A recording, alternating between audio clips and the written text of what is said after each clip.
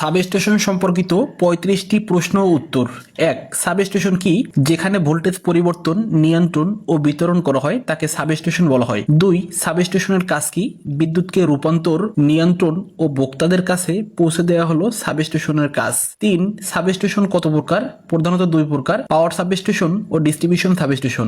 ৪. পাওয়ার substation কোথায় ব্যবহার হয়? উত্তর: বিদ্যুৎ উৎপাদন কেন্দ্রের পাশে। এটা মূলত ভোল্টেজকে স্টেপ আপ করার জন্য।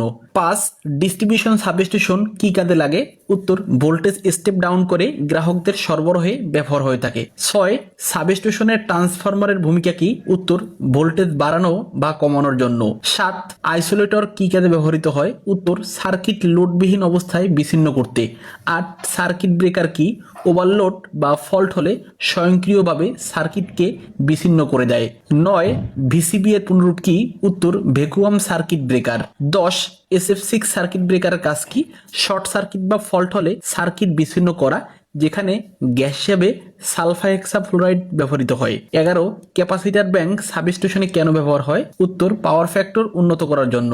সিটি এর কাজ কি? এটা মূলত উচ্চ কারেন্টকে কমিয়ে মিটার ও রিলেতে পাঠানোর জন্য ব্যবহার করা হয়। ১৩. পিটি এর কাজ কি? পিটি পটেনশিয়াল ট্রান্সফরমার, উচ্চ ভোল্টেজকে কমিয়ে মিটার এবং রিলেতে পাঠানোর জন্য ব্যবহার করা হয়।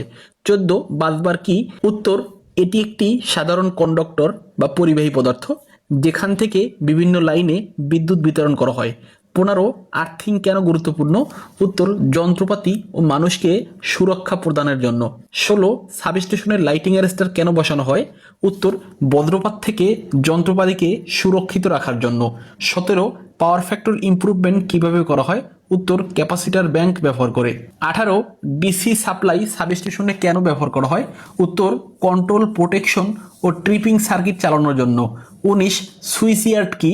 উত্তর: সাবস্টেশনের খোলা অংশ, যেখানে সুইচ গিয়ার ও যন্ত্রপাতি থাকে। ২০. এসকাডা সিস্টেম সাবস্টেশনে কি কাজে লাগে? উত্তর: দূর থেকে মনিটরিং ও কন্ট্রোল করার জন্য। ২১. ইনডোর সাবস্টেশন কেন ব্যবহার করা হয়? উত্তর: ঘন বসতিপূর্ণ এলাকা বা প্রতিকূল আবহাওয়া থেকে ইলেকট্রিক্যাল সিস্টেমকে রক্ষার জন্যই এই ইনডোর সিস্টেম ব্যবহার করা হয়। ২২. একটি বাসবারের উপাদান কি? উত্তর: সাধারণত তামা ও অ্যালুমিনিয়াম দিয়ে তৈরি করা হয়। ২৩. রিং বাসবার সিস্টেমের সুবিধা কি? উত্তর: এই বাসবারের উচ্চ নির্ভরযোগ্যতা সম্পূর্ণ ক্ষমতা রয়েছে এবং কোনো একটি অংশ ত্রুটিপূর্ণ হলেও বিদ্যুৎ সরবরাহ চালু থাকে। ২৪. ভোল্টেজ রেগুলেটর কেন ব্যবহার করা হয়? আউটপুট ভোল্টেজকে নির্দিষ্ট সীমার মধ্যে রাখতে। ২৫. ওভারহেড লাইনের ফিডার কি? উত্তর: সাবস্টেশন থেকে গ্রাহকদের কাছে বিদ্যুৎ সরবরাহ করে লাইন। ২৬. সাবস্টেশনে আর্থিং কেন জরুরি? উত্তর: নিরাপত্তা নিশ্চিত করতে এবং অতিরিক্ত কারেন্ট মাটিতে প্রবাহিত করতে। ২৭. ইনডোর সাবস্টেশনের প্রধান সুবিধা কি? উত্তর: পরিবেশগত প্রভাব থেকে সুরক্ষা। সাবস্টেশনে ব্যবহৃত কুলিং মিডিয়াম কি? উত্তর: তেল বা বাতাস। ২৯. একটি সার্কিট ব্রেকারের প্রধান কাজ কি? উত্তর: ত্রুটিপূর্ণ অবস্থায় স্বয়ংক্রিয়ভাবে সার্কিট খুলে দেয়া। ৩০. বাসবার সুরক্ষা কি?